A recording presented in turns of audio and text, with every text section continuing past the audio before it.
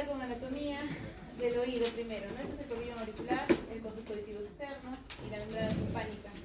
Aquí es el límite del oído externo con el oído medio, y aquí parte del oído medio viene las heridas mastoideas que se van hacia atrás y hacia delante la trompa eustaquio. Y más internamente encontramos lo que es el oído interno, ¿no? El laberinto óseo, y dentro de ese laberinto membranoso, donde está la cóclea y el vestíbulo y sus canales semicirculares, ¿no?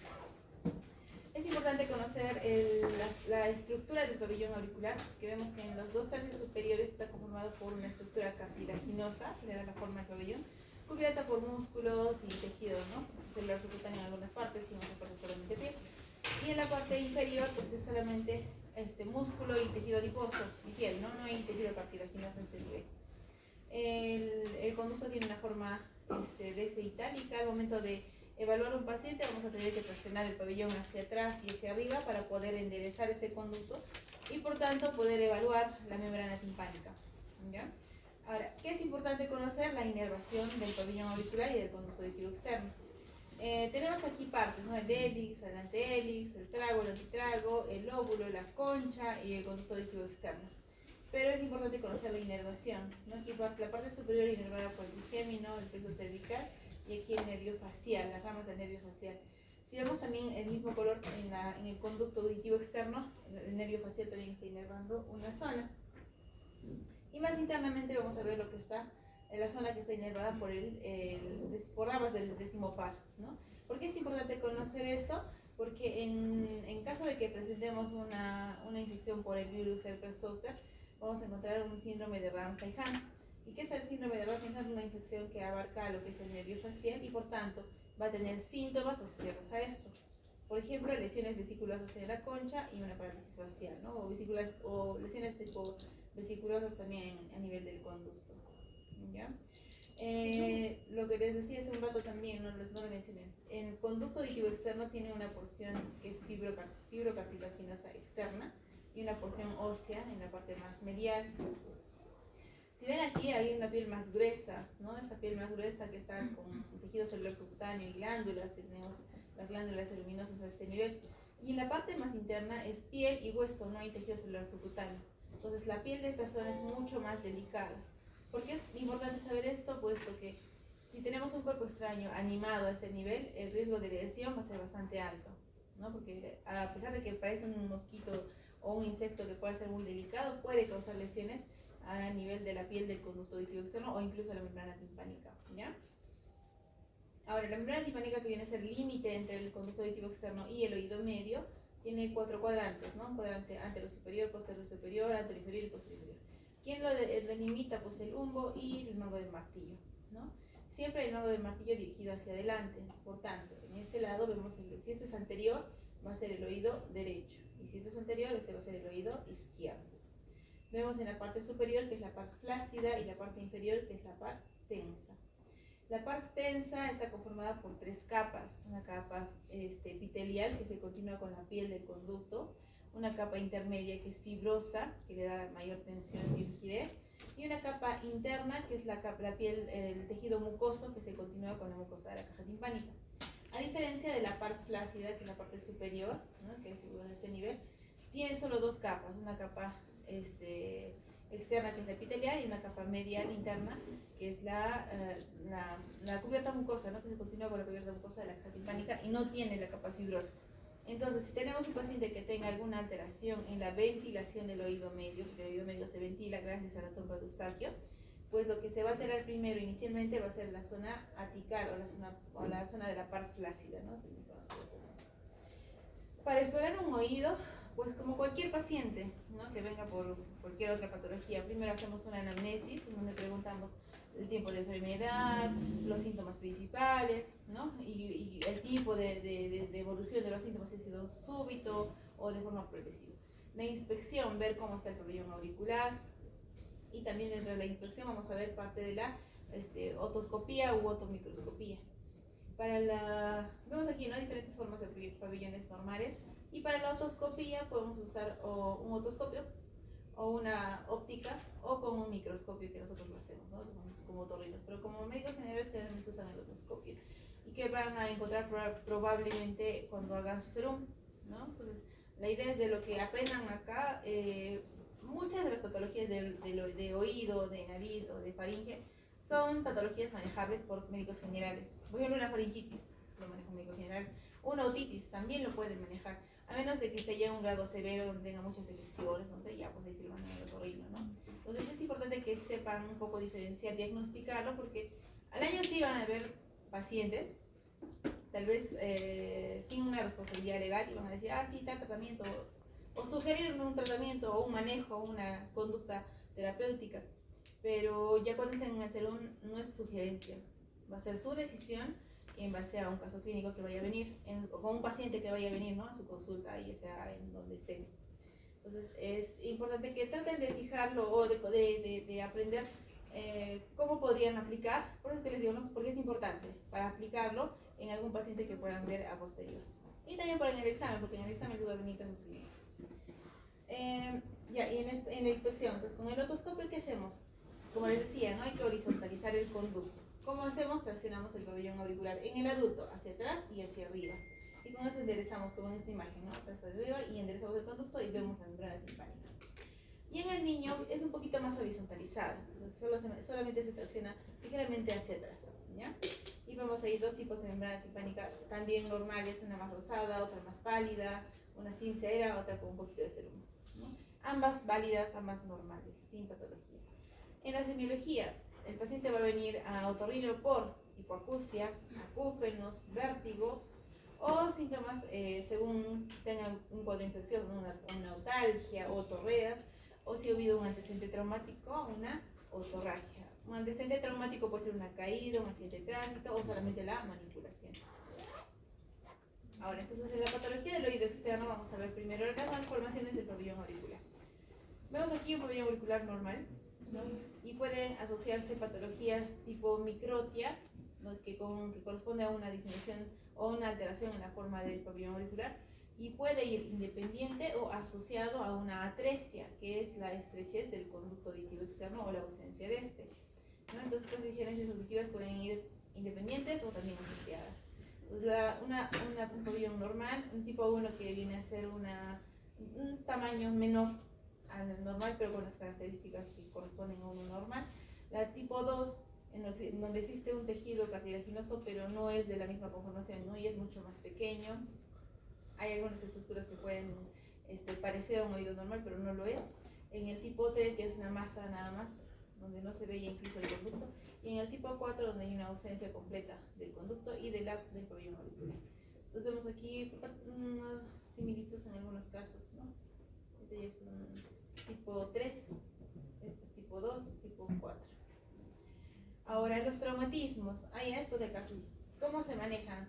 Pues inicialmente, probablemente estos pacientes que tengan una patología del pabellón auricular o del conducto cursen con una hipoacusia, ¿no?, que por lo general suele ser unilateral, pero también puede ser bilateral. Pues en estos pacientes lo que vamos a utilizar primero será un audífono para que pueda escuchar con el oído que no está escuchando. Hay audífonos de transmisión ósea, ¿no?, que se pone como pinchita atrás de la mastoides. Entonces lo que escucha con el izquierdo va a pasar al oído derecho por vibración, ¿no?, y va a tener una audición binaural. La reconstrucción del pabellón auricular se va a hacer conforme va creciendo el paciente, ¿no? Va a ir creciendo y se hace un injerto, o se saca, se reconstruye el pabellón auricular a través del cartílago costal, ¿no? Pero se hace conforme va creciendo. Y una canaloplastía del conducto. Ahora, los traumatismos. Existen heridas que pueden ser contusas, punzocortantes, por mordidas, muy frecuente, ¿no? Ahora vienen, no sé, la gente desea por morder y bajarse pedazos de oreja o de nariz o de labio, ¿no? Entonces, ¿qué viene el paciente por emergencia? Ustedes que van a estar al internado al año, va a llegar un paciente 10 de la noche y va a decir, ah, doctora, por favor, pónmelo mi nariz, o pónmelo mi oído, pónmelo mi oreja. Y pues está recién, ahorita está vivo, todavía está sangrando. Error grande si es que deciden suturar eso, ¿no? Eso ya no se debe suturar, porque uno está contaminado, dos, eso ya es un tejido necrótico que no va a vivir. Entonces no debemos de suturar ese tejido. Lo único que se hace es limpiar la zona, desinfectarlo, y se cierra, pues, por ejemplo, digamos en esta imagen, se bajó toda la parte superior, solamente se cierra piel con piel. Bueno, en este caso está continuo, ¿no? Así que se puede suturar solamente piel con piel, no se sutura el cartílago, ¿ya? Solamente la piel. Y dejan así como esta imagen, ¿no? Y obviamente se le deja antibiótico, vía oral, y curaciones, ¿no? Entonces pero si existe una ausencia o una falta de alguna porción del tejido, pues solamente se cierra, ¿no? Y se cubre el cartílago con la piel que está sobrando. Y ya posterior, cuando sane esa orejita o esa nariz o ese labio que fuera, pues será una reconstrucción con cirugía plástica, ¿no? Reconstructiva, pero de inicio no se pone nada. El señor, esa orejita, lléveselo a su gatito. Los otohematomas es otro tipo de traumatismos que suelen asociarse a traumatismos de tipo tangencial, en donde existe un roce entre el cartílago y la estructura que lo cubre. ¿Quién cubre el cartílago? El pericóndilo. Entonces, el cartílago se nutre a través del pericóndilo. Y si existe una contusión de tipo tangencial, donde existe fricción, pues se desprende el pericóndilo del cartílago y existe una acumulación de sangre entre el cartílago y el pericóndilo. Eso se llama otohematoma. ¿El cartílago tiene nutrición? ¿Tiene vasos propios? No, ¿verdad? Entonces, al haber esa discontinuidad entre la nutrición del cartílago y el pericóndilo, pues puede generar una necrosis, una liquefacción del tejido cartilaginoso, ¿no? Entonces, ¿qué va a pasar? Con la continuidad del hematoma, forma un absceso posterior, puede ser. Entonces, lo que se tiene que hacer en estos casos es un drenaje del absceso o del hematoma, ¿no? Que inicialmente se les llama un hematoma. Puede ser unilateral en la cara anterior, puede ser en la cara posterior o puede ser en ambos lados, como en esta imagen, ¿no? Anterior y posterior. Entonces, se hace una incisión transfixiante, ¿no? En la anterior y en la parte posterior, donde pueda drenar por lo menos 1 centímetro de drenaje. Ahora, hay algunos casos que han decidido, en casos muy pequeños, imagino, ¿no? Han intentado sacar con aguja número 18 y vienen, pues, por referencia al hospital con consulta o emergencia, pero viene y tiene ahí su agujerito de la incisión o del puntito que intentaron drenar. Si una vez se drena este otohematoma, se vuelve a coleccionar. Entonces, si alguna vez decidieron drenar un otohematoma porque les pareció pequeño, con una aguja número 18 y salió, pues después de eso hay que hacer un vendaje compresivo o una sutura transfixiante con gasitas tipo empaque para que no se vuelva a juntar. A ver, digamos que están lejísimos de aquí, que les toca hacer un nudo muy lejano. Entonces, ¿qué hacen? Pues sí lo pueden drenar, porque a veces no hay la movilidad, o no tienen los medios, o las familias no quieren. Entonces, sí pueden hacer un drenaje, hacen una incisión, sacan la sangrecita, lavan con isodines, suerito fisiológico, y luego se coloca una gasa por detrás del pabellón y otra gasa por delante, y un vendaje compresivo. No tan fuerte como para que no le genere cefalea, pero sí como para que evite la nueva formación de otro hematoma. Y antibiótico vía oral, ¿ya? Entonces, sí se puede dar eso. Ahora, si les parece muy complicado o están cerca, pues lo refieren aquí al hospital, ¿no? La pericondritis es una inflamación del pericondrio, ¿ya? Que puede estar antecedido por, digamos, una picadura de un insecto o la colocación de un piercing, tal vez, en donde no fue hecho bajo medidas de seguridad, ¿no? Higiénicas, hablando. Entonces, ¿qué se hace? ¿Qué genera esto? Una inflamación del pericondrio, que puede ser al inicio solamente inflamatorio y que luego posteriormente se hace infeccioso con secreción purulenta, etc. Lo que se tiene que hacer en estos casos es antiinflamatorio, según como vemos el caso, pues antibióticos, vamos a tener una secreción purulenta, ¿no? Antibiótico, corticoides para desinflamar el pericondrio. Entonces, en ambos casos, tanto en el otohematoma como en el pericondrio, existe un edema y una inflamación del pericondrio. Y si es que esto no se trata inmediatamente, pues genera, o en el proceso de cicatrización del pericondrio, existe una fibrosis. Y la fibrosis retrae el tejido cartilaginoso que se encuentra debajo de este, obviamente, y genera lo que es la oreja en coliflor. ¿Ya? Frecuente en pacientes que tienen traumatismos frecuentes, ¿no? Boxeadores. Ahora, la otitis externa. ¿Qué es la otitis externa? Es una inflamación de alguna porción de la piel del conducto auditivo externo. Como les dije, la parte externa tiene más glándulas, más tejidos, por lo tanto suele edematizarse más. La parte interna menos, pero igual puede hacerlo, ¿no? Puede ser una otitis externa bacteriana localizada, difusa o asociada a algún tipo de hongos, de infección micótica. Entonces, la fisiopatología más va asociada a una alteración del pH del conducto auditivo externo, ¿no? Vamos a tener una otitis externa donde hay un edema y no me permite ver la membrana timpánica, ¿no? Hay secreción purulenta. Entonces, frecuente en pacientes que han acudido a las piscinas o a la playa, ¿no? O agua estancada que se ha podido quedar. Otros factores asociados, que digamos que tengan una sudoración excesiva, humedad, sobre todo la humedad, ¿no? La humedad, que se mantenga la humedad, o que tenga cerumen, un poquito de cerumen y donde se mantiene el agua estancada, o que no tenga nada de cerumen, pacientes que se están limpiando y van irritando el conducto, ¿no?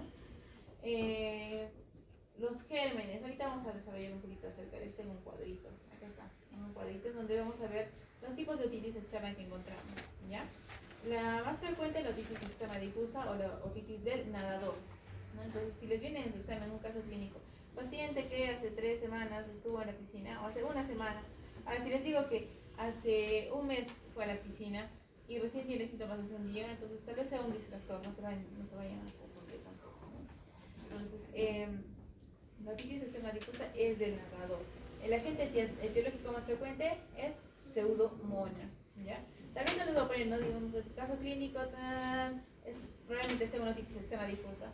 Y en las alternativas va a decir, ¿no? El agente etiológico más frecuente es, entonces ahí puede ir pseudomonas, ¿no? O relacionar, ¿no? También.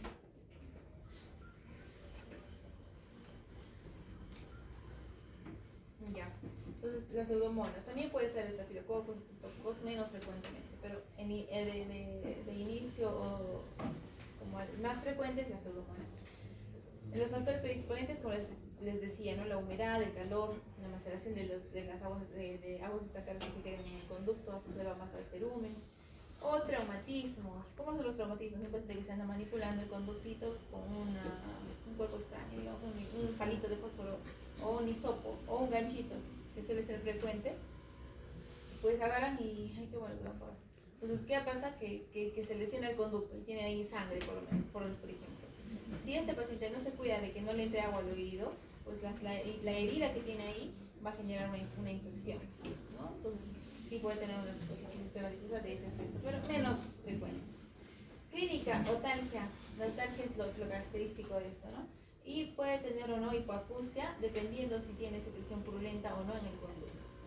En la otoscopía se ve un edema del conducto, puede asociarse a una estenosis del conducto también, ¿no? El mismo edema va a estrechar el conducto. La acumulación de secreciones no permite que haya un adecuado drenaje de secreciones, lo que empeora la hipoacusia. Para el diagnóstico, pues clínico. Preguntamos el antecedente de que ha ido a la piscina o no, y más los síntomas que vemos, más lo que vemos, ¿no? De edema, secreción purulenta. ¿Cuál es el tratamiento? Aquí el tratamiento es importante, ¿no? ¿Por qué? No para todos es igual. No es que, otitis externa, ok, antibiótico, no. Existen otitis externas en las que son muy leves, donde existe solo un edema, un leve edema del conducto, un eritema alrededor y no hay pus. Entonces, ¿qué le voy a dejar? Solamente gotas antibióticas con antibiótico y con corticoide. Ahora, si es un caso de un paciente que tiene bastante edema, bastante secreción, está estrechado el conducto y no veo nada de membrana timpánica y veo pus abundante que está saliendo ahí por el conducto, por el pabellón, por la concha y todo, esta zona bien toda contaminada con secreción purulenta, ¿qué le deberíamos hacer? Por lógica, limpiar las secreciones, ¿verdad? Entonces, ¿qué hacemos? Aspiraciones, ¿no? Microaspiraciones, y es lo que dice acá. Primero, microaspiraciones, si es que encuentro secreción purulenta. Si es que no encuentro secreción purulenta, obviamente no tengo nada que aspirar, ¿ya? Entonces, veo un caso clínico y en su examen les va a venir algo así. Primero, microaspiraciones de secreciones, curas locales, gotas tópicas, ¿no? A veces las gotas tópicas contienen antibiótico, que suele ser quinolonas, como el ciprofloxacino, y corticoides como la hidrocortisona. ¿Ya? Ay, qué horrible. ¿No? Hidrocortisona. Y digamos, si vemos que es mucho edema, mucha secreción purulenta, paciente también mayor, pues le haremos asociado a todo esto antibióticos sistémicos, como también quinolonas, ciprofloxacino de 500 miligramos cada 12 horas por 7 días. ¿No? Ahora, la otitis externa circunscrita es como un acné del oído, un forúnculo, ¿no? Las glándulas ceruminosas que están en la parte del conducto auditivo externo se inflaman por la manipulación, ¿no? O traumatismos que se pueden ocasionar con el mismo hisopo. Entonces van a generar una lesión a ese nivel de tipo acuminada, una lesión como tal cual acné, un par de veces. Entonces muchos pacientes vienen y dicen, me toco el oído y me duele, pero no genera hipoacusia. El agente etiológico pues está Staphylococcus aureus, ¿ya? Y para el tratamiento pues se puede usar mupirocina o ácido fucídico, ¿no? En un ungüento en cremita, ¿no? Las automicosis, que generalmente la etiología suele ser cándida o aspergillus, porque ambos también pueden ir juntos, no necesariamente tiene que ser independiente cada uno. ¿Cuál es el factor predisponente? El hecho de que haya usado antibiótico de forma inadecuada, ¿no? O el antibiótico de forma prolongada en algunos casos que requieran, ¿no? O el calor y la humedad. Por ejemplo, viene un paciente que ha tenido una otitis externa difusa, ¿no? Y no recibe un tratamiento adecuado. Le dan gotitas antibióticas tópicas sin antes haber limpiado las secreciones que tenía. Y alteramos con las gotas antibióticas más el corticoide que le dan en la otitis externa difusa, pues desarrollamos o favorecemos el desarrollo de una automicosis. El paciente viene días después con prurito intenso, que es la característica clínica de la automicosis. El prurito es mucho más intenso, ¿no? Y la autalgia puede o no estar presente también.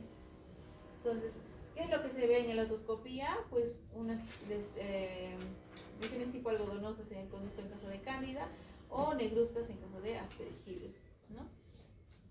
Dependiendo de cuánta secreción encontremos. Si es abundante va a tener hipoacusia, si es escasa no va a tener hipoacusia, ¿no? Y lo que se hace el tratamiento, igual tenemos que sacar el hongo.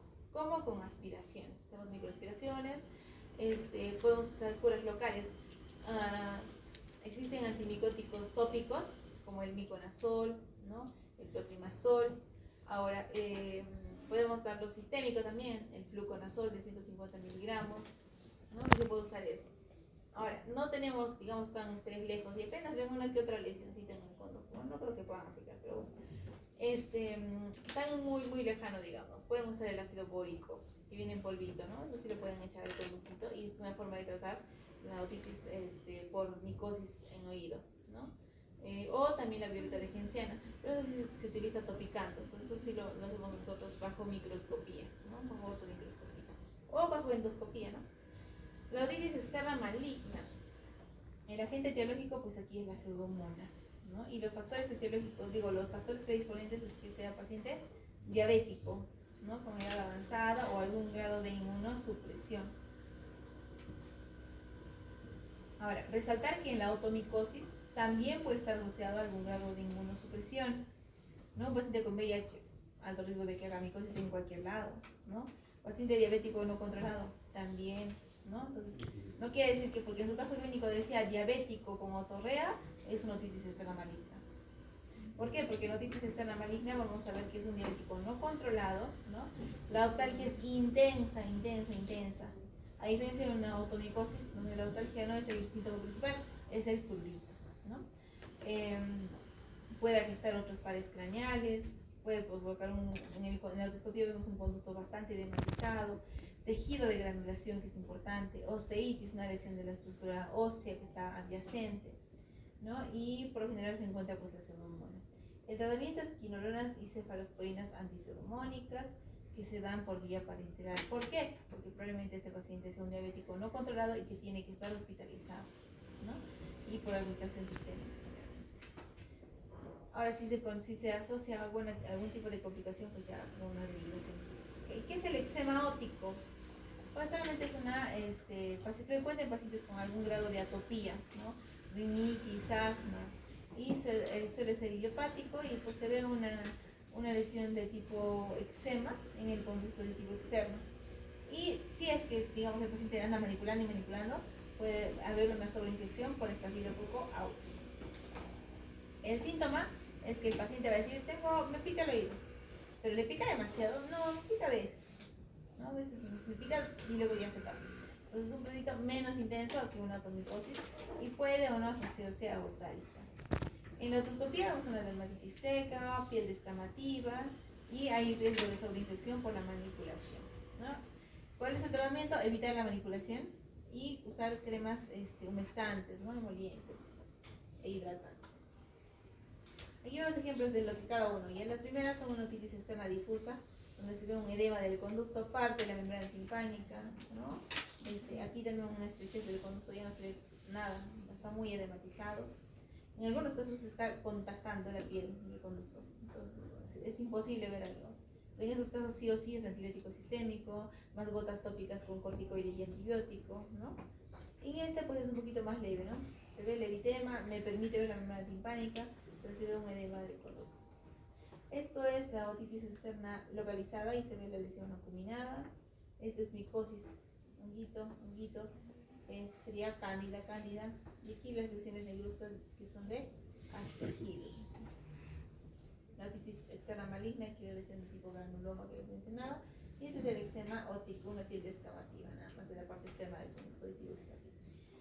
El herpes óptico, lo que les decía, ¿no? La zona de inervación del nervio facial, ¿no? Es una afectación de la rama facial y puede asociarse a lesiones vesiculosas en lo que es la concha por parte del conducto auditivo externo, ¿no? Aquí es esquemático, aquí se ve como en realidad se ve, y puede tener parálisis facial, ¿no? De tipo periférico. Puede ser muy doloroso, ¿no? Y más frecuente en pacientes con mayor edad o algún grado de comorbilidad.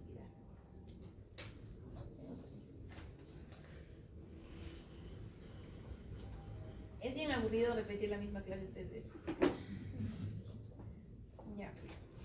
Cuerpos extraños, los orgánicos y los inorgánicos, ¿no? En los orgánicos encontramos los inanimados y los animados. Los inanimados pues suelen ser semillas, ¿ya? Y pues lo que no debemos hacer en estos casos es echarle agua, hidratar, ¿no? Por nada del mundo. Y están en su según, o están en el internado y viene un niño a las 3 de la mañana o ya a 10 de la noche. Y dice, ay, mijito, se ha metido una abeja al oído. Y dice, ay, señora, tranquila, vaya a dormir. Y mañana viene a las 8 de la mañana otro ritmo. Porque a esa hora nadie no es una emergencia, ¿no? Entonces, de paso que ustedes se libran de estar haciendo una historia que no corresponde. Y ya, y si le duele, tome ibuprofeno. Y ya calculan su bolsa. No es una emergencia, una abeja. No le va a salir raíces en un día, ¿no? Ahora, tampoco se va a dematizar si no le echa agua. El señor no le debe echar agua, no debe manipular y venga mañana temprano por otorrino y se lo van a retirar. No es ningún factor de riesgo, no tiene factores de riesgo. Ahora, viene con el mosquito. Estos sí vienen desesperados. El paciente, ¿no? No aguanto, tengo ahí algo que me está vibrando en el oído y me escucho y me está lastimando y yo sé que me va a lesionar el tímpano. Entonces ya está perforado seguro. Entonces, ¿qué se hace? ¿Alguna vez le salió pus por el oído? No. Ok. Entonces, ¿qué hacemos? Matamos al bicho. ¿Cómo matamos al bicho? ¿Qué le podemos echar? Ahí. Si tienen ahí suero fisiológico, lidocaína. La lidocaína va a ayudar de paso a que no le duela el conducto, ¿no? Y en las lesiones que puedo haber ocasionado. Glicerina líquida, vaselina líquida, ¿no? Agua oxigenada no, por favor. Porque la agua oxigenada sí puede lesionar la membrana timpánica, ¿ya? Entonces, si ven aquí este insectito tan delicado, que parece, sus patitas, sus cositas ahí tan delicadas, miren las lesiones que ha ocasionado en el conducto, ¿no? Se ve zonas de sangrado. O sea, al parecer tan delicado el mosquito, pero nuestra piel es mucho más delicada a nivel de la parte interna, porque es piel y hueso. O sea, no hay nada que pueda engrosar esa piel, ¿no? Para que sea más fuerte, ¿no? Es bien delicado. Entonces, lo que tenemos que hacer en esos casos es, a ver, señora, venga, traiga a su niño o el adulto, lidocaína, y en el hospital nunca falta lidocaína. Entonces, que le echen lidocaína y se muere. Y dice, bueno, si es que les da la gana a ustedes y tienen así la buena voluntad de que vaya tranquilo a casa, pueden intentar hacer un lavado de oídos. Pero siempre y cuando tengan lo necesario, ¿no? Por ejemplo, agua tibia. Para un lavado de oídos, siempre agua tibia, ¿ya? Y ya en la tercera clase les voy a explicar por qué. Entonces, siempre es agua tibia para un lavado de oídos. Y preguntar el antecedente, ¿no? ¿Ha tenido alguna vez situación violenta? ¿Tiene el tímpano íntegro? ¿Ha tenido alguna vez una perforación timpánica? Si dentro de los 3 meses últimos no ha tenido perforaciones timpánicas u otorreas, u otorragias, pues se puede hacer un lavado de oídos, no hay ningún problema. Y los inorgánicos, por ejemplo, una pulserita, ¿no? Las bolitas del lápiz. Estos, si están así libres, como ven acá, y hay un espacio donde pueda entrar algo de agüita, se puede intentar hacer un lavado. Por ejemplo, les toca de aquí a 8 horas de Arequipa su serum, y viene un niño porque se metió una de esas pulseritas. ¿Lo van a referir? No, pues no. Eso se puede solucionar. ¿Con qué? Con un lavado de oídos. Entonces le preguntan siempre antes, ¿le salió un pus por el oído? Sí, hace 5 años. ¿Y fue la última vez? Sí, fue la única vez. Probablemente no tenga tímpano perforado. Si dice sí, hace un mes, y siempre le sale sí, pues ya, entonces ahí sí con manipulación, entonces no van a poder manipular, eso sí o sí lo mandan, ni modo, ¿ya? pero sería muy raro. Y lo de el lápiz, la puntita del lápiz, también ahí se ve restos de sangre en la parte profunda, pero no es porque el lápiz haya introducido hasta tan adentro, ¿no? Sino que parte de la sangre que estaba externamente llegó hacia la parte más interna. Y vemos aquí en la parte inferior, esta es una pila, solo que está cubierta por secreciones. Entonces, si el niño viene a las 10, 11, 2, 1 de la mañana, sea la hora que sea, y dice, mi vida se ha metido en una pila, entonces dicen, bueno, esto sí es emergencia, hay que llamar a la policía. Ahora, cabe resaltar, el niño dice, se metió, ¿cuándo se metió la pila? Hace 1 hora, hace 2 horas, hace 4 horas, o lo que le tardó en llegar, es emergencia. Bueno, igual sí es una emergencia, ¿no? Pero viene otra vez un niño que dice, sí, se metió la pila al oído, o a la nariz, se metió la pila a la nariz, ¿ya? ¿Y desde cuándo tiene eso? Ya hace 1 semana. O sea, porque esté unas horas más no va a pasar nada. ¿No? Entonces, aparte que es niño, no va a colaborar que agarren pero probablemente hay que sacarlo en sala de operaciones, ¿no? Entonces, se sacó en sala de operaciones, igual hicieron llamar al RT. El RT no hizo nada más que indicar el prequirúrgico y prepararlo, ¿no? Entonces, como que no tiene sentido. Si pasó más de 1 semana, unas horas más no va a pasar nada. Igual ya está todo necrosado alrededor. ¿No? Entonces, ya cuando se sacó en sala, pues tenía el tabique perforado, el cornete necrosado. Pero eso es un descuido de los papás, ¿no? Que lo lleva a las 11 de la noche por emergencia porque su hijo se metió en una pila hace 4 días. ¿Sí? No hay sentido común, debió llevarlo pues de día, ¿no? Qué ganas de llevarlo de noche. Ahora, el tapón de cerumen, vemos diferentes tipos, ¿no? Unos más densos, otros acuosos, otros más claros, otros más oscuros, unos con una obstrucción total, otros con una obstrucción parcial. Entonces, ¿en quién es más frecuente esto? En pacientes que tengan un conducto estrecho, un poco más tortuoso tal vez, ¿no? Y el síntoma característico de estos, o la presentación clínica de estos pacientes es que puede ser un hallazgo, ¿ya? Si es que no tiene síntomas, o dice, siento que no escucho de forma súbita, que no vayan a confundirlo con una hipoacusia súbita, que también pasa lo mismo. ¿Cuál es la diferencia? Que en la hipoacusia súbita no existe un antecedente de manipulación, ¿no? Desperté y ya no escuchaba el hipoacusia súbita. Y vemos el conducto y el conducto está limpio, hay membrana timpánica íntegra. En cambio, un tapón de cerumen sí tiene una hipoacusia también de presentación súbita, pero tras la manipulación generalmente. O tras bañarse, ¿no? Me bañé, estaba bañándome, me sequé el oído y cuando me sequé ya no escuchaba. Y ahora siento que escucho más fuerte mi voz, escucho normal. Y cuando vemos a la otoscopía, vamos a ver las imágenes que vamos acá, ¿no? Cerumen. Que puede ser poquito así como en este donde se ve parte de la membrana timpánica, pero si está pegado a la membrana timpánica ocasiona incluso acúfenos, ¿no? Desde que me he limpiado el oído, ya no escucho y escucho un zumbido. También es frecuente, ¿ya? ¿Qué es lo que podemos hacer? Es un lavado de oídos. Recuerden la imagen, ¿no? Una riñonera para recibir el agua que se va a inspirar y una jeringa, que no necesariamente tiene que ser esta. Pueden usar una jeringa de 60 ml, ¿no? O de 20 ml. Si están muy lejos, ¿no? Hacen un lavado. El émbolo, la oreja se tracciona el pabellón hacia atrás, hacia arriba para enderezar el conducto y se irriga en dirección hacia la pared posterior del conducto, ¿no? Y sale toda la sangre. Ahora nosotros, digamos, si tenemos un paciente con una perforación timpánica, pues no le vamos a hacer eso, ¿no? Lo sacamos con pincitas y con ¿ya? Y una vez que se lava el oído o que se limpia las secreciones, el paciente dice, ya escucho, ya gracias. Ahora el oído medio limitado externamente por la membrana timpánica y medialmente por la cóclea o laberinto óseo. Dentro de eso tenemos el martillo, yunque y estribo. Estructuras que son pequeñísimas, se ven ahí a comparación a un dedo, ¿no? Son bien pequeñitas. Entonces vemos aquí la caja timpánica. Esta es la disección de un cadáver donde se saca la membrana timpánica. Vemos aquí el mango del martillo. Aquí se ve parte del yunque y esto lo hace con una bolita y sus ramitas en el estribo. Que está insertándose en donde? En la ventana oval. Y aquí está la ventana redonda. Aquí vemos un nervio, que es el nervio facial. ¿Ya? El nervio facial. Y este es el nervio por del tímpano, justo por detrás de esto va lo que es el nervio facial. Es una rama del nervio facial. El nervio facial tiene una estructura ósea que lo cubre. ¿Ya? Y esta estructura ósea que lo cubre se llama el canal de Falopio. El canal de Falopio. ¿Ya? Ese es el canal de Falopio que lo cubre.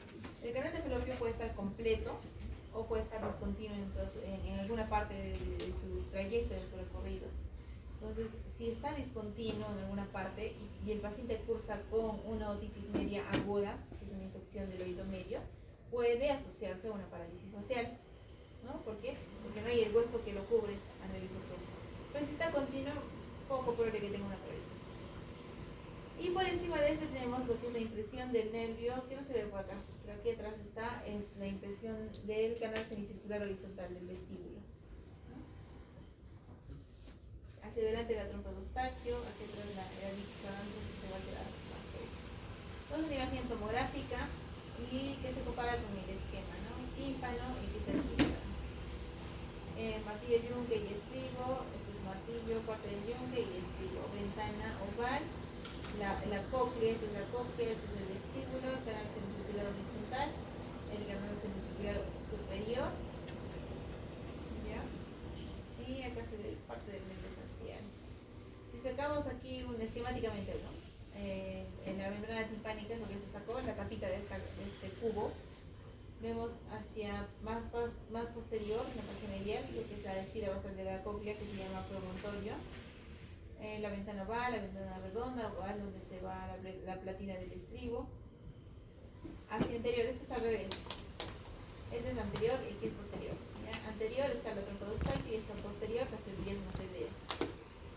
El nervio facial es el canal de Falopio que cubre en su recorrido y por encima de este está la impresión ósea del canal semicircular horizontal o lateral.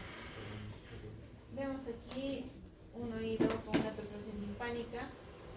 Esta es la trompa de Eustaquio, el mango del martillo, la ventana redonda, la ventana oval está por aquí arriba, porque esta es parte del estribo. Y este es el promontorio, que es la espira basal de la cóclea. Y esto es a partir de una endoscopía del oído medio a través de la nariz, ¿no? Por la trompa de Eustaquio se ingresa y se ve ahí todos los sentidos, un tímpano íntegro. Una tomografía de oído donde se ven las celdillas mastoideas, ¿ya? Esto es normal. Se ve así como bastantes agujeritos cubiertos de aire. En la caja timpánica, la trompa de Eustaquio, en la cadena circular, y aquí se ve el tegmen timpani, que está limitando la fosa craneal lateral del oído medio. ¿Ya? Entonces, si existiera algún tipo de infección crónica en el oído medio, sí puede erosionar el techo del oído medio y complicarse con una encefalitis, una osteosis cerebral.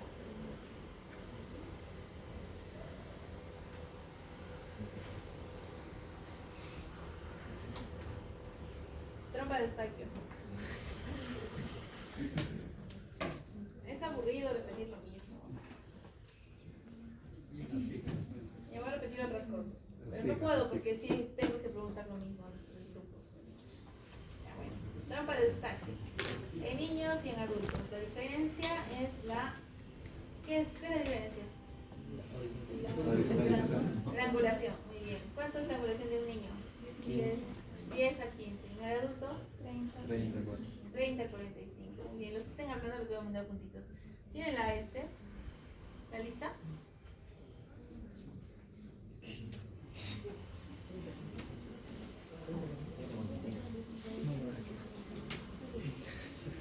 Siempre se lo estoy viendo yo. Mañana. Ay, qué buena idea.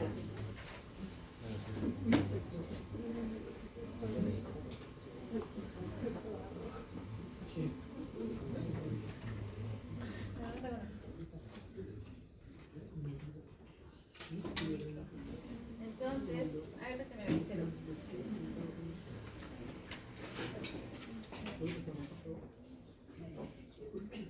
Ya, a ver, ¿quiénes hablaron? 4. Allá me escuché bien. ¿Puedes responder? Con mi apellido, Eustaquio comunica el oído medio con las fosas nasales. Tiene una porción ósea que está dentro del hueso temporal y una porción cartilaginosa que se va hacia la nariz. ¿Ya? Entonces, la parte que nunca se va a estrechar en un paciente de la trompa de Eustaquio es pues la parte ósea, ¿no? Es algo rígido y fijo. Pero la parte cartilaginosa sí, se puede edematizar y cerrar. Entonces, la trompa de Eustaquio tiene músculos que se encargan de abrir la trompa de Eustaquio. ¿Quiénes son? El músculo tensor del velo del paladar. ¿Ya? Esto es importante. El tensor del tímpano y el salpingo faríngeo. ¿Y quiénes se encargan del cierre de la trompa de Eustaquio? No hay nada, es pasivo. ¿Ya? No hace de forma espontánea. Y pues ya. Entonces, tenemos aquí la porción cartilaginosa. La porción ósea va a estar tapizada por una mucosa típica del oído medio, que es cuboidal. La parte cartilaginosa sí va a ser un epitelio columnar, ¿no? Respiratorio. Y el suelo de la parte cartilaginosa tiene un aspecto rugoso con células de Clover, productoras de moco. ¿Por qué es importante esto? Porque cuando tenemos un cuadro infeccioso, pues si esto se inflama, se obstruye y por tanto nos genera que el oído medio, que tiene un epitelio respiratorio también, produce secreciones y no van a drenar hacia la nariz como debería. Cada vez que bostezamos o deglutimos, existe un intercambio, ¿no? De las secreciones del oído medio hacia la nariz y de aire de la nariz hacia el oído medio. No es lo normal. Pero si existe una alteración del mecanismo fisiológico, pues existe una acumulación de secreciones o una presión negativa dentro del oído medio.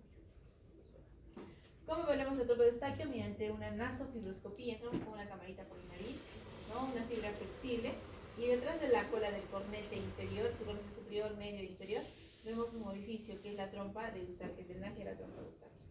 Vemos aquí esquemáticamente, ¿no? Vemos ya un paciente donde se ve el rodete tubárico, el trompa de Eustaquio, una visión más directa, ¿no? Que está en un proceso en donde están aperturando la trompa de Eustaquio, que es una dilatación, un procedimiento que se hace, ¿no? Que hacemos los otorrinos, dilatación de la trompa de Eustaquio. Aquí postdilatación con un edema reciente y esto es un postdilatación ya sin edema, ¿no? Y se ve la trompa de Eustaquio aperturada.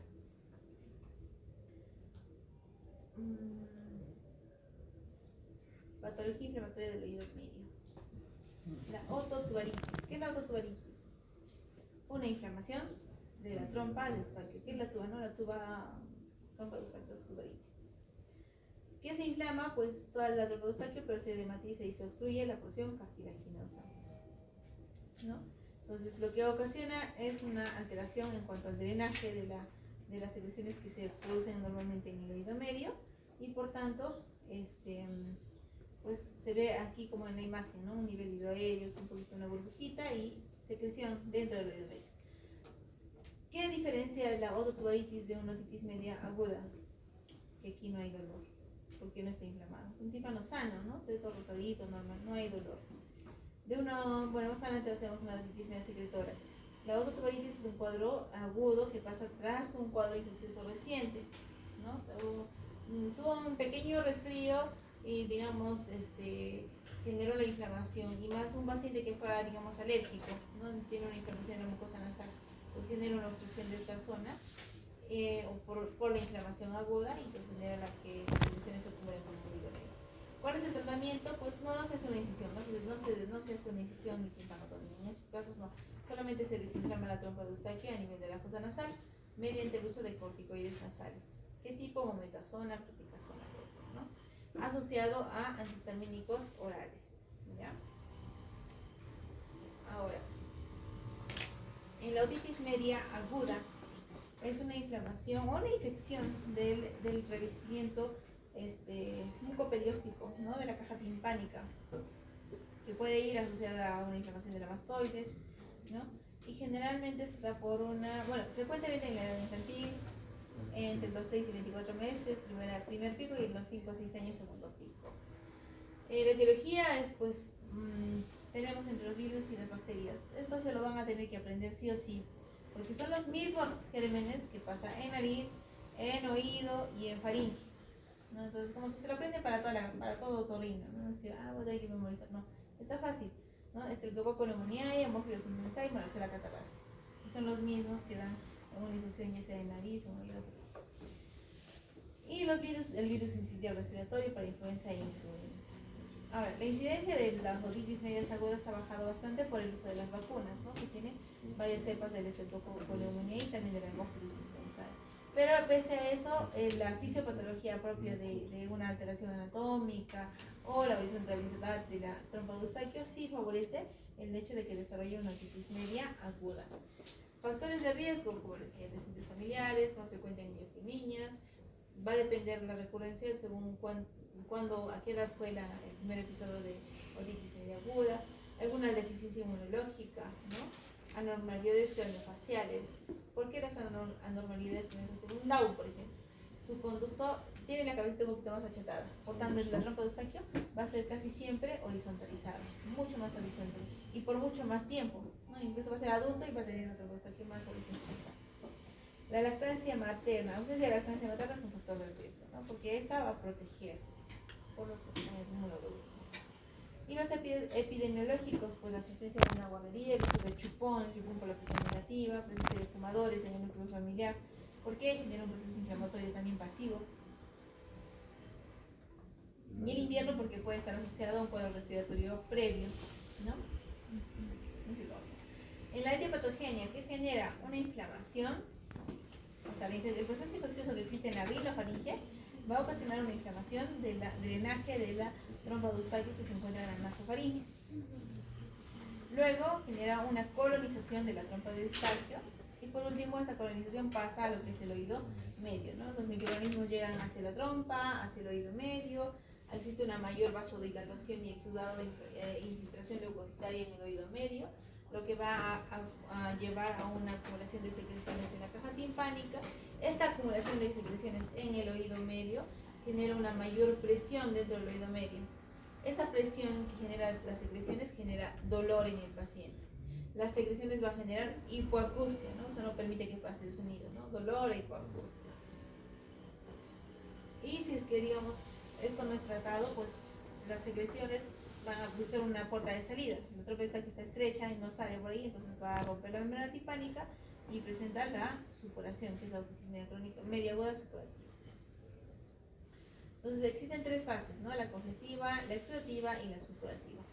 La congestiva, donde existe una inflamación, un edema; exudativa, donde existe ya la acumulación de secreciones; y la supurativa, donde existe una perforación de la membrana timpánica, ¿ya? Los síntomas van a ir asociados según el estadio en el que se encuentre. En la fase congestiva, más dolor, mucho dolor, dolor intenso, ¿no? En la exudativa el dolor aumenta más incluso. Y en la supurativa el dolor ya cede, porque ya no existe esa presión, ¿no? Entonces ya al haber una perforación disminuye el dolor. La hipoacusia puede estar presente en los tres, pero menos intenso en la supurativa. Al haber una acumulación de secreciones, mayor hipoacusia en este lado, ¿no? Dolor, hipoacusia. Signos, diagnóstico: otalgia, fiebre, hipoacusia, membrana timpánica abombada, disminución de la movilidad, líquido derrame que puede estar dentro del oído medio, una membrana timpánica roja, malestar, irritabilidad o falta de sueño. Estos síntomas van a depender mucho de cómo esté, en qué edad esté el niño. Pero un niño de 1 año, ¿no?, que tenga otitis media aguda, va a tener más irritabilidad, otalgia, no puede dormir, la mamá, nadie duerme ahí, todos están irritables.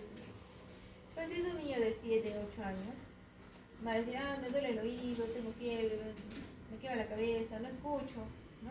Entonces el diagnóstico o la clínica va a ser mucho más dirigida mientras más grandecito sea el niño. Mientras más pequeño, más síntomas generales, como fiebre, malestar, vómitos, en algunos casos hasta diarrea pueden tener, ¿no? Porque puede ser una infección general.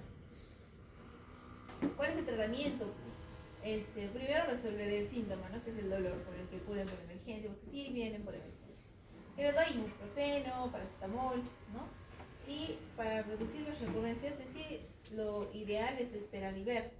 ¿Qué quiere decir? Que no en todos los niños se debería dar antibiótico. ¿En quiénes se da sí o sí? Niños menores de 6 meses de edad. Entre los 6 y 2 años que tengan un diagnóstico de certeza, es decir, la membrana timpánica congestiva, o más de 2 años con diagnóstico de certeza y o enfermedad grave, es decir, digamos, ya tenga alguna comorbilidad o vea la perforación timpánica, ¿no?,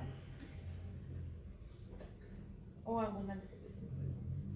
Sin embargo, en la población, ¿en qué consiste esta estrategia? En que le digo al papá: ¿sabe qué? Va a tomar ibuprofeno para calmar el dolor, para desinflamar la trompa de Eustaquio, algún antihistamínico, y vamos a ver si esto es efectivo, y lo trae a su control de cada 3 días. No lo va a traer. ¿no? Es lo que va a pasar, no lo va a traer. Luego va a decir, ay, no, esta doctora me lo ha tratado mal, me lo ha dado solamente paracetamol y ahora está mi hijo peor, ay, se le ha roto el tímpano y no sé qué. Entonces va a depender mucho de qué indiquemos según el grado de cultura del paciente o del familiar. ¿No? O sea, no, señor, si te entiende bien de que sí va a poder traerlo, o sigamos uno consciente y dice, no sabe que doctora, yo no voy a poder traerlo. Mi trabajo apenas me permitió traerlo hoy día y después yo no voy a poder traerlo. Entonces pues le damos antibiótico, ¿no? De una vez en crisis. Si ya sabemos más o menos cuál va a ser la medida de los cuadros, ¿no? ¿Qué más? Como les dije, ¿no? El 60% se puede resolver espontáneamente solo con antiinflamatorios. Pero no nos podemos arriesgar a eso porque puede haber complicaciones, ¿no? Según el grado de educación, de cultura del paciente o del tiempo, disponibilidad del tiempo también del paciente y de los familiares, vamos a decidir o no darle antibiótico al inicio. ¿Cuál es el tratamiento de elección de primera línea? Amoxicilina. Dosis 90 miligramos por kilogramo de peso o de 80 a 100 que dicen algunos libros. ¿Cuánto tiempo? 10 días, ¿ya? Digamos, usó amoxicilina pero le dieron a 40 miligramos por kilogramo de peso. Pasamos a la siguiente, que es amoxiclavulánico. Ahora, usó amoxiclavulánico pero usó solamente 3 días. O usó también igual a 50 miligramos por kilogramo de peso. También es inadecuado. La dosis de amoxiclavulánico también es de 90 miligramos por kilogramo de peso, ¿no? Entonces, si ya usó amoxi o amoxiclavulánico de forma inadecuada, ¿qué le damos? Pasamos a cefalosporinas, puede ser de segunda generación, ¿no? O, digamos, dice, soy alérgico a las penicilinas, entonces pues le damos macrólidos, como cuáles, acitromicina, cloricromicina. Y tenemos que asociarlo a analgésicos, antihistamínicos y algunos congestionantes nasal, porque también se asocia a la patología nasofaríngea. Profilaxis, la vacuna antineumococo, ¿no? Que ya está en el esquema de vacunación, y la adenoidectomía, porque en casos de niños que tengan una otitis media aguda a repetición, existe el riesgo de que se perfore y por tanto desarrolle una otitis media crónica, ¿no? De la perforación. Sucede que en las otitis medias agudas existe esta perforación que ven ahí, ¿no? Si es un primer episodio y no se vuelve a infectar, hay que darle un chance de 3 meses para que se cierre solito, ¿no? Se cierra y se regenera esa membrana timpánica. Máximo en 3 meses. Si pasan los 3 meses y no se regeneró, ya se convierte en una otitis media crónica.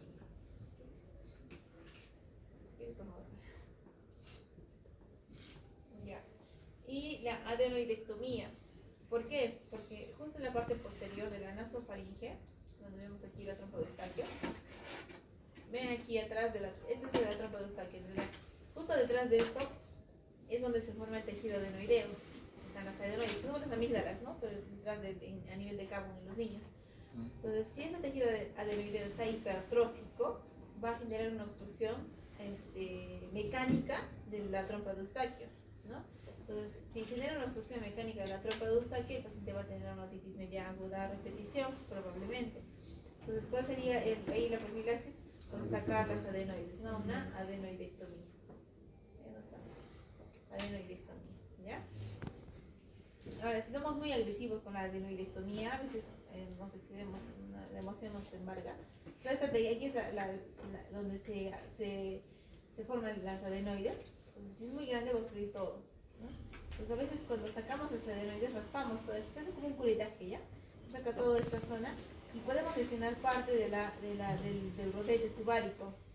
Y si lo inflamamos, podemos generar una sinequia, en donde va a existir una obstrucción completa de la trompa de Eustaquio en la parte nasal. Entonces ya nos va a llevar a eso una patología más crónica, que vamos a ver más adelante. Ya, ahora, complicaciones. Dentro del hueso temporal, como les dije, ¿no? El nervio facial pasa en el oído medio. Y si está incompleto su estructura ósea que lo cubre y lo protege, puede estar asociado a una parálisis facial. Lesiones de la cadena ocicular, perforaciones de la membrana timpánica si es un proceso recurrente, una mastoiditis o petrocitis, el oído interno, es decir, si es que estas infecciones del oído medio pasan al oído interno, la infección pasa al oído interno, si es una infección del oído interno, es una laberintitis. No es cualquier vértigo, tengo mareo, tiene laberintitis, no, ¿ya? Entonces la laberintitis es una infección, es una complicación de la otitis media aguda, que se da por donde las secreciones o la infección del oído medio pasa al oído interno. Entonces el paciente va a tener vértigo e hipoacusia. ¿no? Porque en el oído interno está la cóclea y está el vestíbulo, que va a generar los dos internos. Y probablemente esta hipoacusia no sea reversible. En las extratemporales, pues intracraneales, extracraneales, pues un absceso, ¿no? Extradural, subdural, encefático, meningitis o trombosis. ¿Esto asociado a qué? Porque vimos que la base lateral de cráneo y el oído están limitados por una lámina ósea muy delgada que es el tejido tímpano, ¿no? Entonces, si existe un proceso infeccioso en el oído medio que erosiona estructuras óseas o que la estructura ósea es muy delgada, puede pasar a la zona craneal. Entonces, las complicaciones más frecuentes son una mastoiditis aguda, una parálisis facial, una laberingitis o una meningitis. En los tres primeros existe una secreción purulenta que se acumula en el oído medio y que puede comprometer mastoides, como en este caso en la imagen, ¿no? Vemos aquí 10 mastoides normales, les mostré anteriormente a tu imagen igual, donde se ve aire, ¿no? Negrito, burbujitas ahí, aire, es lo normal. Esta es una mastoides con secreciones, ocupada por secreciones. ¿Qué se tiene que hacer? Drenar. A veces en la mastoiditis aguda suele incluso fistulizar o lesionar la parte retroauricular, el hueso se fistuliza y está secretando por ahí, ¿no? Entonces hay que drenar, una limpieza quirúrgica. Si hay parálisis facial, igual, ¿no? Y como de secreciones se da una limpieza de secreciones. La meningitis, un drenaje y más antibiótico. En todos antibióticos, ¿ya? Parenteral y tienen que ser hospitalizados. La meningitis, nos vamos al neurólogo. Otra patología es la triada de Grane-Digo, que se caracteriza en pacientes con petrositis. Muy raro, ¿ya? Muy raro. Y pues no, vale que lo conozca como cultura general, ¿no? Que causa otorrea, dolor retroauriculario y diplopía. Y el tratamiento antibiótico es endovenoso, ¿no? Con una vasectomía. La otitis media crónica es un proceso inflamatorio de la caja del epitelio mucoperióstico, ¿no? De la caja timpánica, que tiene que ser por más de 3 meses. Factores predisponentes, los mismos que una otitis media aguda, casi, ¿no? Tabaquismo, alteraciones anatómicas, infecciones recurrentes, sí o sí, perforación membrana timpánica, rinitis alérgica o disfunción del atrio eustaquio, que va a alterar una ventilación del oído medio. El 75% de los niños que presentan una otitis media aguda presentan, el 10% de estos van a presentar una otitis media crónica en el cuando se está aguda. Los agentes etiológicos, en este caso es polimicrobiana, ¿ya? Al hablar de polimicrobiana, no quiere decir que sea mucho más severa la infección o que tenga que darle antibióticos de mucho más amplio espectro, no. Sino que los gérmenes del conducto auditivo externo, al tener una perforación timpánica, pueden pasar al oído medio, ¿no? Y los del oído medio pueden salir al oído externo, ¿no? Entonces, o se combinan. Entonces, por eso es que aquí está presente lo que es la pseudomonas aeruginosa, ¿no? Staphylococcus aureus, ¿no? Y gram negativos también. No es polimicrobiano. Ahora, los fúngicos o los virales también pueden estar presentes. La clasificación, otitis media crónica supurativa y la no supurativa, es decir, no hay pus, o con perforación o sin perforación. Entonces, la que es sin perforación es la otitis media secretora, donde se ve un nivel hidroaéreo, burbujas, parecido a la tutuberitis, ¿no? La diferencia es que este de acá es un proceso crónico y la tutuberitis es un proceso agudo, entonces un cuadro respiratorio así. Y en cambio en este pues más crónico, ¿no? Crónico es más de 3 meses, que no mejora con sprays nasales probablemente, ¿no? Y ya le dieron su tratamiento agudo y no mejoró, es crónico. Es un trasudado, no existe secreción purulenta acá, es solamente un líquido estéril. Y bueno, la perforación que puede ser central, como en estos dos casos, donde es la perforación a nivel de la pars tensa, o periférica o en la zona marginal, o como vemos aquí en esta imagen, ¿no? Que probablemente se asocia a una lesión de tipo colesteatomatosa, ¿ya? Entonces ahí el caso clínico va a venir algo así, ¿no? Una perforación central, pero el diagnóstico, sí, una otitis media crónica simple. O una perforación marginal, una otitis media crónica colesteatomatosa. La patogenia, pues los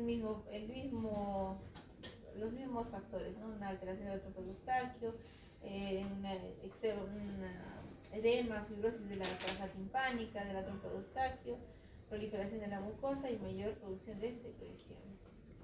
La otitis media secretora acumula secreciones dentro del oído medio, por una alteración de la ventilación del oído medio, es un trasudado, puede estar asociado a barotrauma, alergias, a pacientes con algún grado de alteración craneofacial como Down o fisura palatina, antibióticos, radioterapia que genera fibrosis o traumatismos, ¿no? Una adenoidectomía, como les decía hace un rato.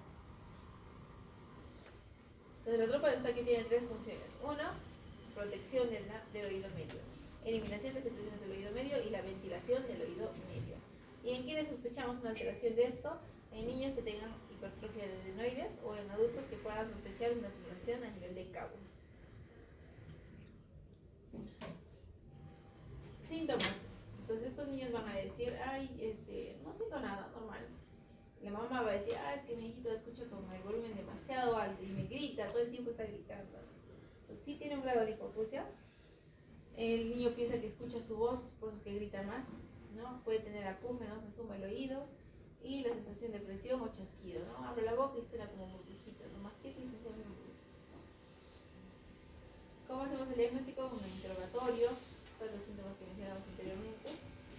Diapasones, nos va a salir un Rinne y un Weber, es una hipoacusia conductiva probablemente.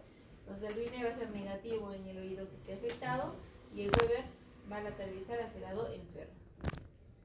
En la audiometría vemos aquí, ¿no? Una vía aérea, vía ósea y vía aérea, donde vemos un gap mayor de 30 decibeles, donde es una hipoacusia de tipo conductiva.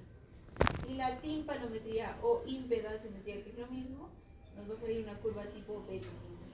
La curva A es normal, la curva B es de una otitis media secretora y la curva tipo C es una otitis media adhesiva. Entonces, que sepan bien la A que es normal, bien, y la B que es una otitis media secretora. Es decir, que salga plano, ¿no? Que el tímpano no se mueve. Y el tratamiento, pues, primero, si vemos que tiene adenoides grandes, se hace una adenoidectomía. Ahora, si no tiene nada en adenoides, pues solamente hacemos una miringotomía, donde vamos a drenar las secreciones del oído medio y se coloca el tubo de ventilación en los cuadrantes inferiores. El tubo de ventilación suple la función de la trompa de Eustaquio, ¿no? Ventilar el oído medio y drenar las secreciones. Y mientras tanto damos un tratamiento adyuvante que va a ser sprays nasales con corticoides para desinflamar el drenaje de la trompa de Eustaquio en la nariz y el uso de antihistamínicos orales.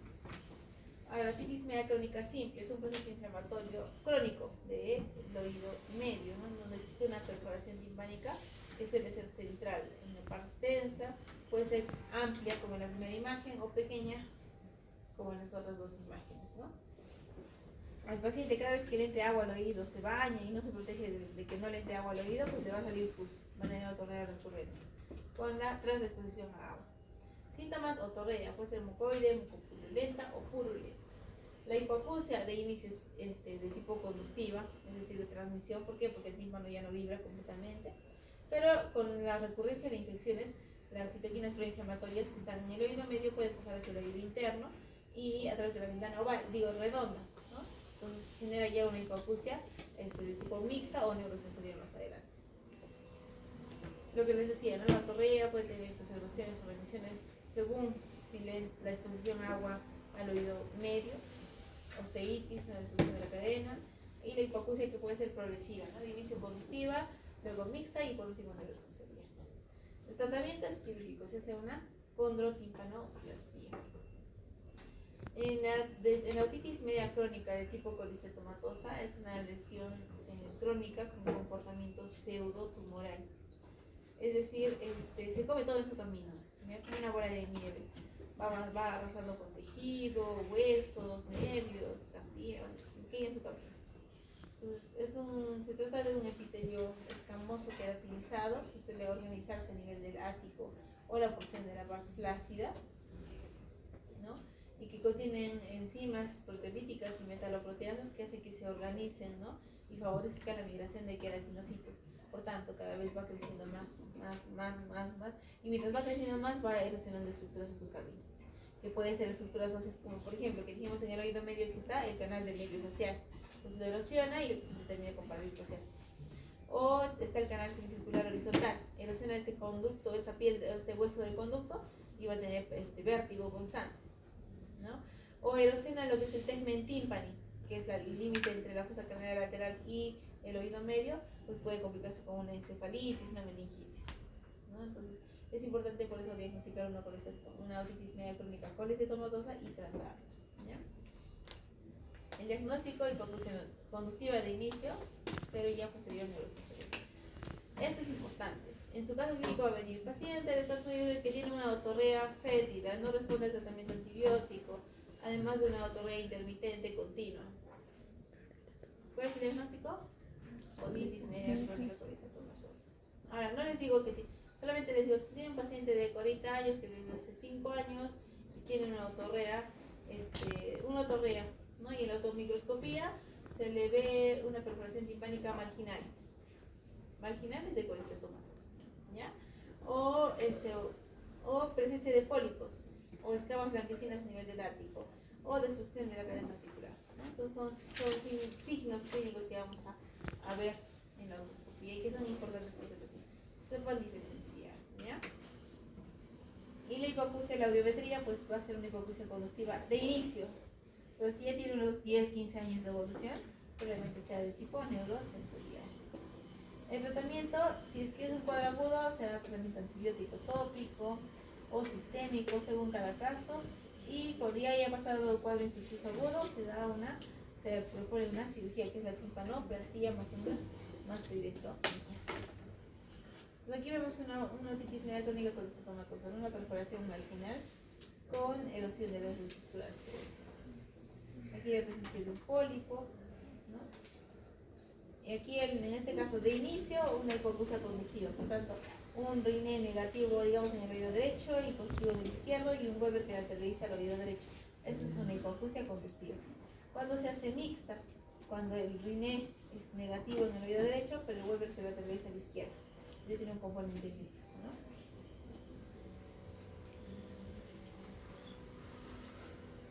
¿Cuáles son los datos de alarma? La presencia de vértigo, cefalea, otalgia, o parálisis facial u otorragia, ¿no? ¿Esto por qué? Porque probablemente el colestetoma haya erosionado estructuras que estén relacionadas a estas, como les mencioné en un momento, ¿no? El canal facial o el canal semicircular horizontal. Y la terapéutica, pues si está una otitis media crónica que está reagudizada, pues le doy quinolonas, ¿no? Ciprofloxacina. Si encuentro pólipos, le doy con corticoides. Si que no, pues solamente antibiótico. Si es no colestetomatosa con un tímpano perforado y ya el último episodio de otorrea fue hace 2 meses, se hace la cirugía, ¿no? Con el tímpano perforado. Si es una otitis media crónica colestetomatosa, se hace el tratamiento quirúrgico, ¿no? Una condotimpanoplastia más una mastoidectomía.